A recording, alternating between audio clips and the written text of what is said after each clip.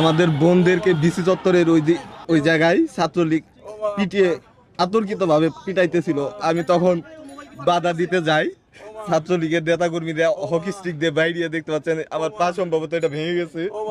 Footpath থেকে মানে যখন সবাই দৌড় মারছিল ওই সময় আমার মাথায় ইট লাগে, তারপরে পড়ে গেছিলাম। পড়ে যায় পরে যখন উঠে দাঁড়াইছিলাম, দাঁড়ানোর পরে আমারে 4 জন ধরে আমারে নিচে ফেলায় লাঠিতে প্রথম মারছে, হাতের এই সাইডে, মাজা এই সাইডে একজন ঘুষি মারছে।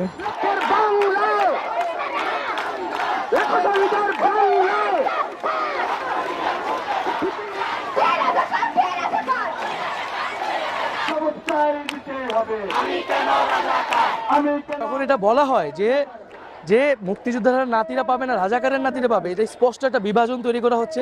প্রধানমন্ত্রী নিজে কালকে এটা এই বিতর্কের সূত্রপাত করেছেন, এর দায়ভার তাকেই নিতে হবে। শিক্ষার্থীরা বিদ্রুপত্রভাবে তাকে স্যাটিয়ার করেছে। প্রধানমন্ত্রী যখন শিক্ষার্থীদের রাজাকার বলে এবং রাজাকার বলে যদি এই আন্দোলনকে দমন করানোর চেষ্টা করা হয়, এইটা কিন্তু শিক্ষার্থীরা গ্রহণ করবে না।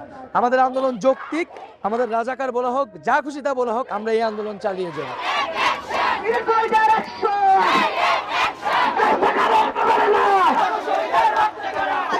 রাজাকার আখ্যা দেওয়াটা একদমই অনুচিত হয়েছে। এরকম একটি গুরুত্বপূর্ণ পদে বসে উনি এই ধরনের কথা বলতে পারেন না, তাই আমরা চাই উনি অবিলম্বে এই বক্তব্য প্রত্যাহার করবেন।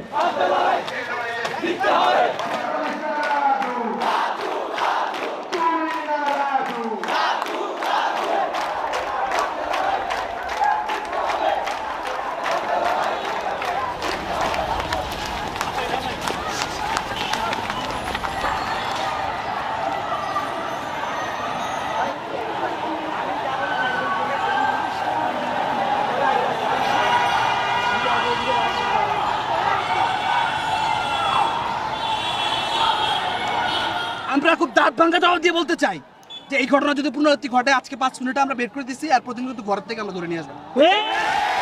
আমরা এটা সাবধান। ছাত্রলীগের নেতাকর্মী ধৈর্যের পরিচয় দিয়েছে। ভাবির হলগুলোতে যে ছাত্রলীগের নেতাকর্মী আছে, আমরা ফু দিলে 5 মিনিটে টিকতে পারবো।